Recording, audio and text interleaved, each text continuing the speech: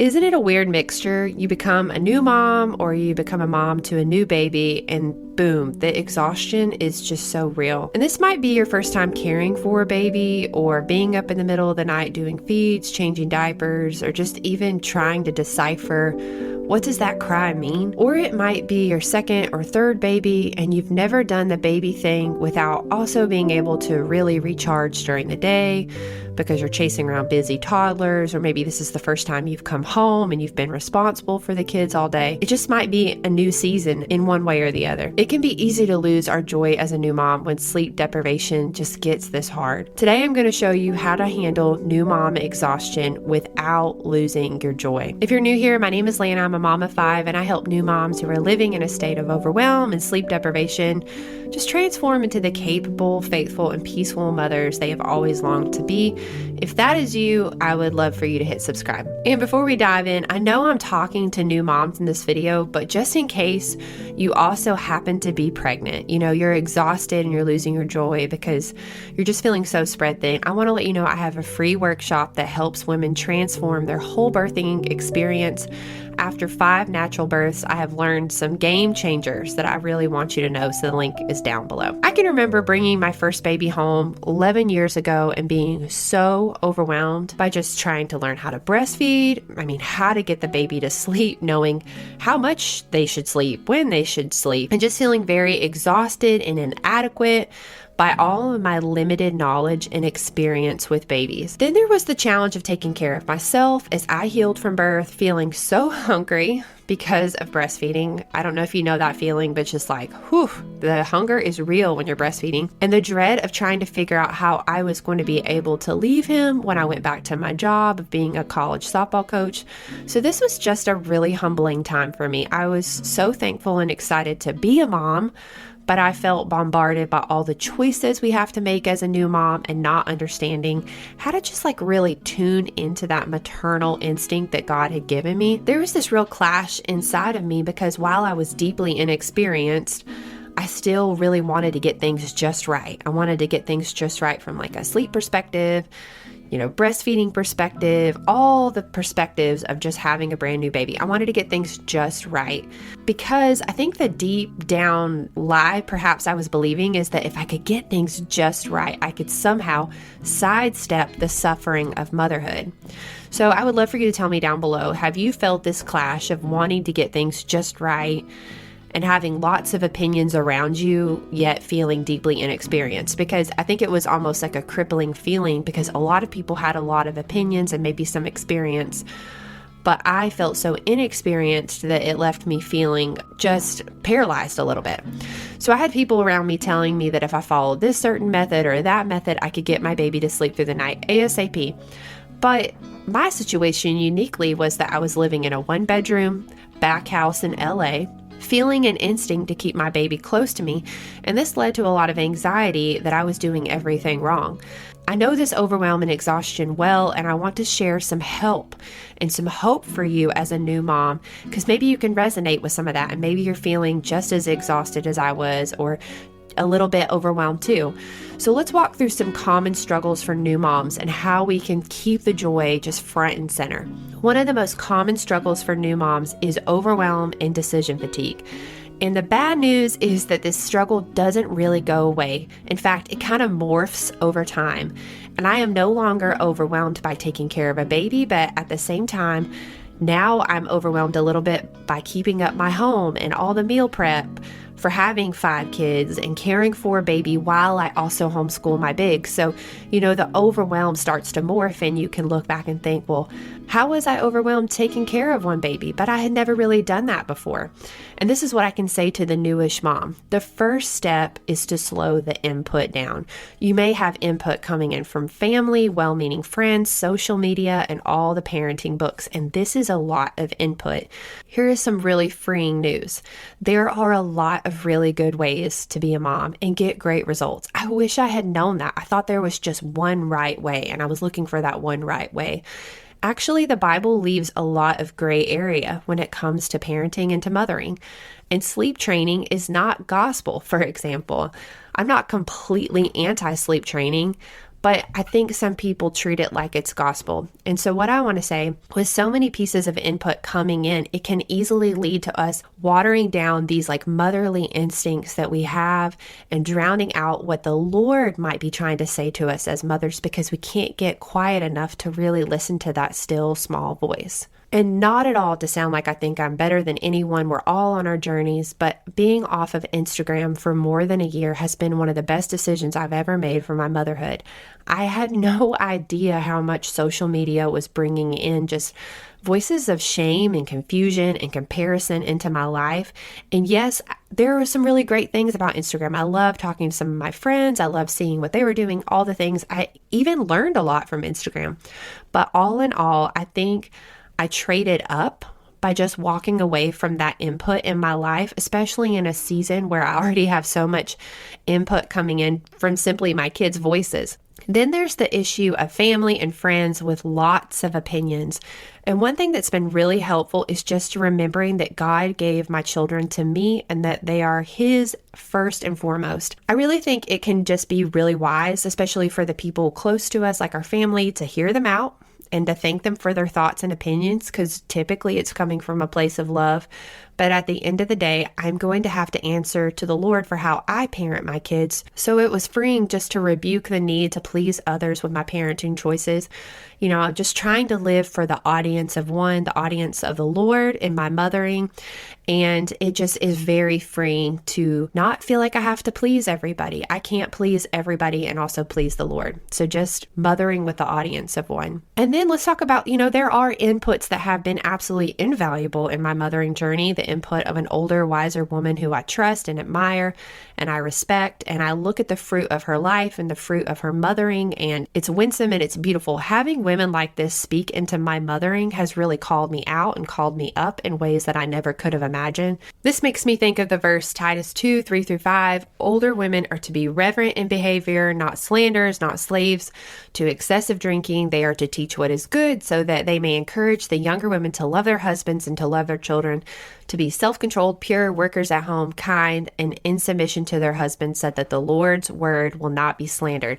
So when I look at an older woman at church who is not gossiping, who's not trying to draw a bunch of attention to herself, who speaks highly of her husband and to her husband, and I like her kids and how they interact with their mom, that is somebody that I want to seek out and spend time with, because they are going to just call me higher. I mean, bad company corrupts good character, but the opposite is true. Like, being around a really wise woman just helps us lift the lid on our mothering. I know this might seem impossible to find, but looking around at a good, solid Bible-believing church and just asking God, please bring me an older, wiser woman into my life to help me not to feel so overwhelmed, to not lose my joy in motherhood, and just saying, hey, can we grab coffee? Can we go for a walk? And tell me down below, how have you found a mentor? How have you found an older, wiser woman? If you have had that kind of relationship before, how did you go about pursuing her and finding a trusted mentor? I feel like we can really learn from one another, so I hope that you can just leave some ideas down below for other women who are watching this video.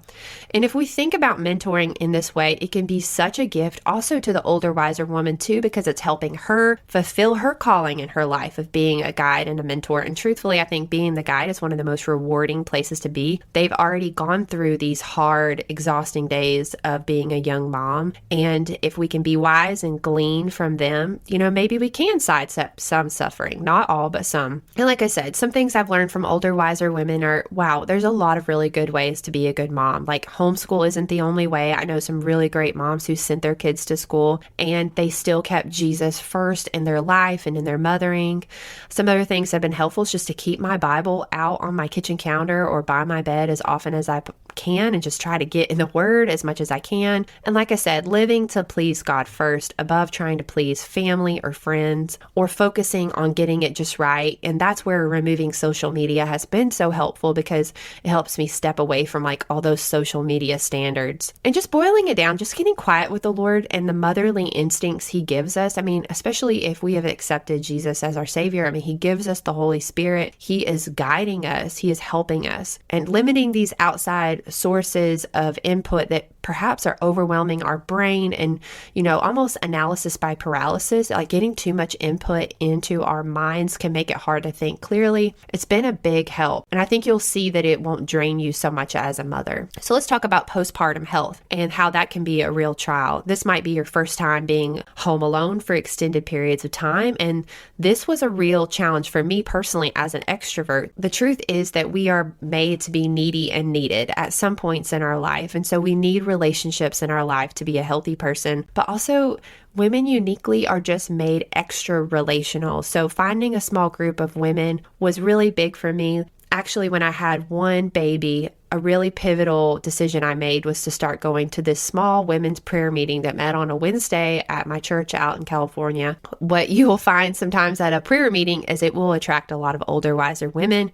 I would sit at a table and get to talk with them. It filled my cup spiritually so much, but also relationally. I also learned how to pray out loud for probably the first time in front of a group, so that stretched me. But then there was also something to be said by just surrounding ourselves with women of really high character, right? Proverbs 13:20 says, "The one who walks with the wise will become wise, but a companion of fools will suffer harm." So just striving as a mom to walk with the wise is really going to help you so much in your mothering. If you think about the fact that so much more is caught than taught, just being around these moms and getting them to see them mother can be so powerful. And getting relationally around these women has helped me battle so much depression in my life. I mean, it can just come out of nowhere. It's like a dark cloud that just settles over me. And that usually happens, especially in the postpartum time when I am battling back postnatal depletion.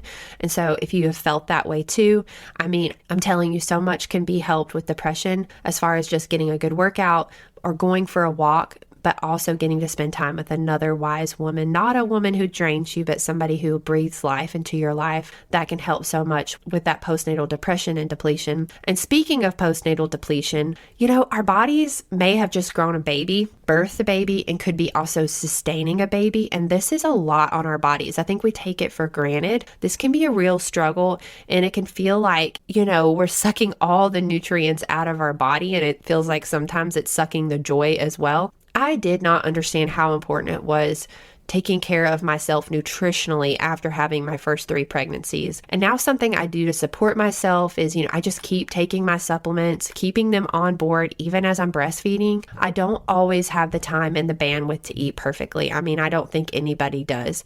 Another thing that really helps me is I drink a high quality electrolyte drink every day. I add mineral drops since typically our mineral stores are depleted. We don't have the minerals in our water that we ought to, that we used to have. We don't have the minerals in our soil that we used to have. And so a lot of us are minerally depleted, and that can really hurt our hormone function.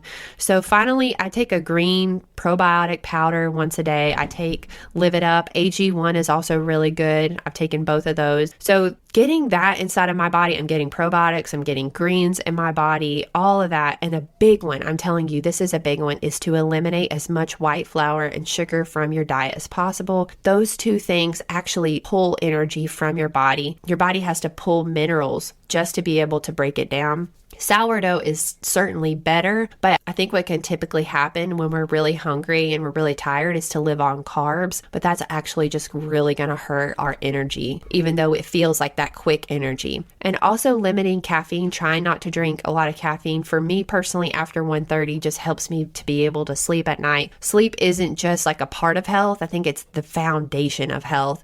And sleep is not always controllable, but what is controllable is trying to get to bed at a decent hour. That's what I can try to control. Staying away from blue light as the sun goes down, because blue light tricks our brain to think it's middle of the day, but it's not.